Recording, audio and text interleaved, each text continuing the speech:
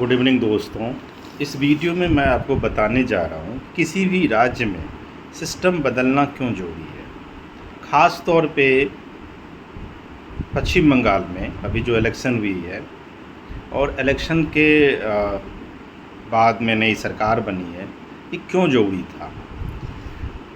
हाल के दिनों में मैंने ललन टॉप के एक वीडियो देखी है और जिसमें इंडियन एक्सप्रेस के पत्रकार कुछ कॉलेज के बच्चों का इंटरव्यू ले रहा है और उसमें कॉलेज के बच्चे जो हैं वो आरजी कार हॉस्पिटल है, ये वही हॉस्पिटल है जहां 9 अगस्त 2024 को एक लड़की के साथ दर्दनाक तरीके से रेप हुआ था और बाद में उसकी मर्डर हुई थी।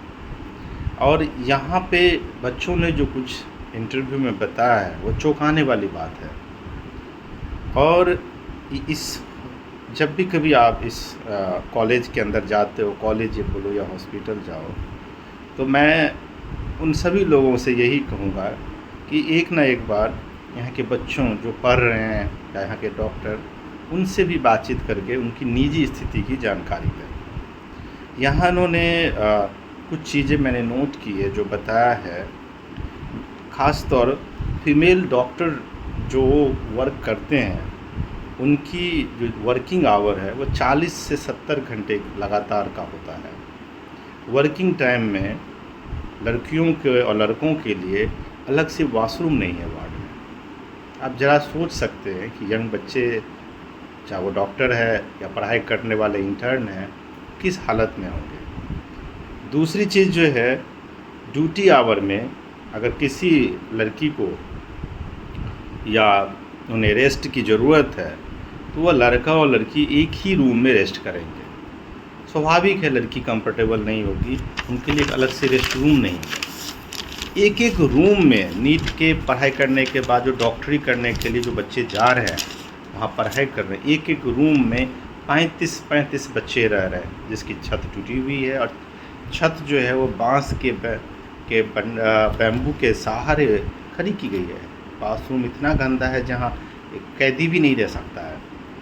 उसके बाद की बात बताता हूँ दोस्तों कि यहाँ पे कुछ घटना ऐसी हुई है, जब टीएमसी का सरकार था वहाँ एक थ्रेड कल्चर चलता था और एक आशीष पांडे और संदीप घोष नाम के व्यक्ति ने कुछ बच्चों को कहा कि आपको एक वर्कशॉप में नहीं जाना है, और वो बच्चे जब चले गए तो उन बच्चों को रात के 11 बजे से लेकर 2 बजे तक, चाहे लड़का हो लड़की हो, उसको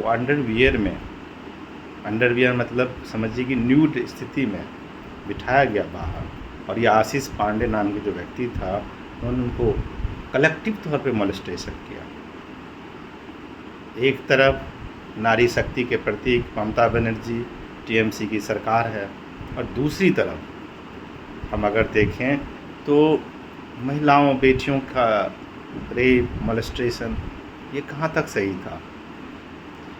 टीएमसी को पैसा लूटना होता था और उस पैसे लूटने के लिए एक बहुत बड़ा रैगिंग कल्चर चलता था।